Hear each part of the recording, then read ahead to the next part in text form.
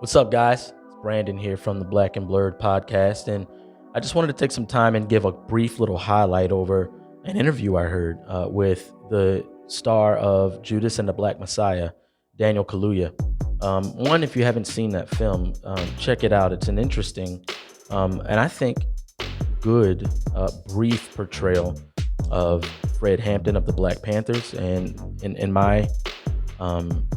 in my suggestion of you to see this film is in no way of me saying that I affirm holistically the belief of the Black Panthers, but I do believe that the history of what they represented has been skewed and distorted on purpose, because there was a unity about that drive that Fred Hampton had after his after succeeding his predecessors in leading the Black Panther Party.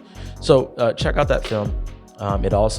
It's a small section that highlights the COINTELPRO tactic used by the FBI and the federal government to infiltrate the Black Panthers and dismantle them because they were seen to be dangerous. And I think the film highlights just exactly what it is that made them dangerous. But that's not what I want to talk about here.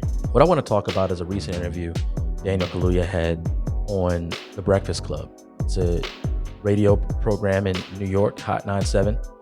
And in this conversation, there were some interesting things brought up. And instead of me going on and on talking about that, why don't you just listen to it real quick? To me, was just going along those lines was when they went to go talk to the white people with the Confederate flag behind them in the church. And that scene happened. And I can't imagine, a group of Black Panthers teaming up with these white people that, are supporting the Confederate flag. And it got a little bit tense.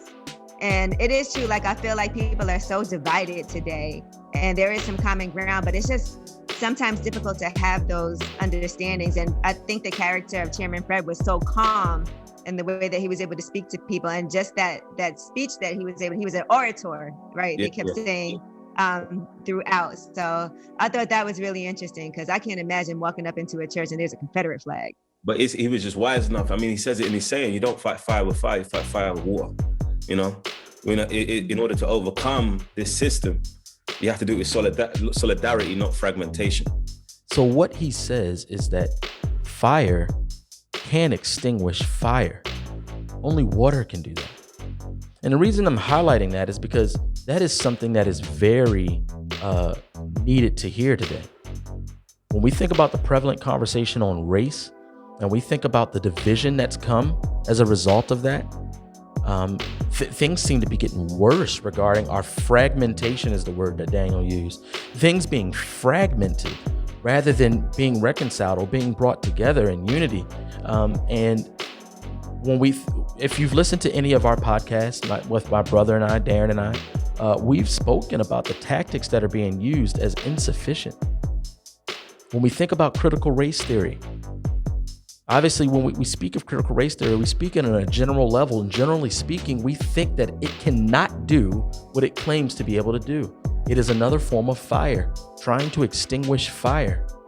What has come as a result of critical race theory, and what has also come as a result of other philosophies that seem to be able to extinguish our societal issues, all they do is they provide a dose of that exact issue they claim to want to extinguish. It's fire trying to extinguish fire. He says that only water can do that. And that statement makes me think a little higher on level when it comes to hate, right? It makes me think of Dr. Martin Luther King's quote about hate. And he starts with a metaphysical approach. He says, darkness cannot drive out darkness. Only light can do that. Hate cannot drive out hate. Only love can do that. Now, my question is, why do we continue to celebrate this man, yet go against the principles he taught? And if you have any question on what these principles are, they're biblical. Now, they are exclusive to the Bible, meaning the Bible and the author of the Bible is its origin, its absolute origin.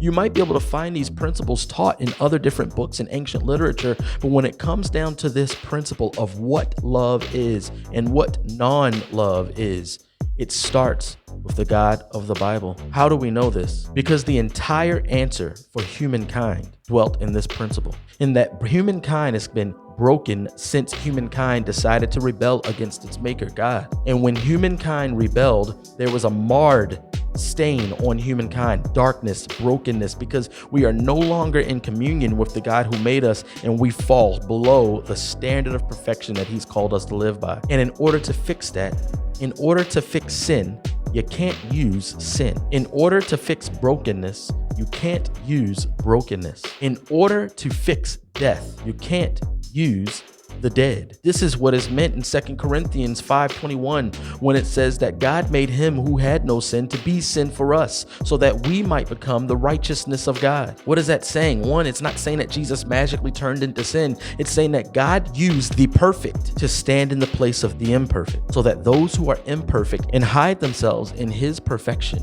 will be declared perfect, righteous. You can't use the unrighteous to cure the unrighteous. Only righteousness can do that. That's what the gospel is. That you and me, who stand before a holy and righteous God, dark in our hearts, dead in our trespasses. We might think that we are alive because we're animated, we're talking, and we're living. But when it comes to knowing true good and pure good, we don't know it when we don't have Jesus Christ. We're dead. And you think that your actions can fix that. Your thoughts can fix that. But the dead can't bring alive the dead. And if it is true that we are dead, then our dead actions can't fix it. We need a holy and righteous and living God to bring forth life within us. That's who Jesus is. That's what he did with his death on the cross. The one true way of life became death and conquered it by rising again on the third day. And then when you hide yourself in him, that's what defeats darkness. And at the end, we will all come to grips with this, either as an enemy of his or as a son and daughter. Death has been defeated. And that's why the Christian lives as if that's true today, because it is true. It hasn't been fully realized. And so what we do now is we listen to different philosophies and we hear the different teachings that are filled with death, claiming to try to end death. And death can't do that. There are so many different teachings and philosophies that are rightly pointing out different aspects of fire in our world. And their answer to try to extinguish the fire is more fire. And when you look at the way race relations go and the way people are following after the different teachings of different racial philosophies and social philosophies, you don't see a whole lot of fruit, beneficial, good fruit that comes from it. There may be good discussions, but fruit, what is produced from these philosophies, it's more hatred. Fire can't extinguish fire. I think he says it correctly. Only water can do that. Peace. Hey, if you enjoyed this content, find the rest of it at Patreon, www.patreon.com/blackandblurred. Please go to our page. You can go to our website, blackandblurred.com, and you can find our Patreon there. Become a patron, support us, and you can get exclusive content. Go to your favorite listening platform for our podcast and give us a 5-star rating, whether it be Apple or any other podcast platform that you can actually listen to, and give a rating like that. So please do that because it helps the podcast become visible, help support Black and Blurred. We're going to keep punching holes in the darkness, and we would love for you to come alongside us and help us with it. Thank you.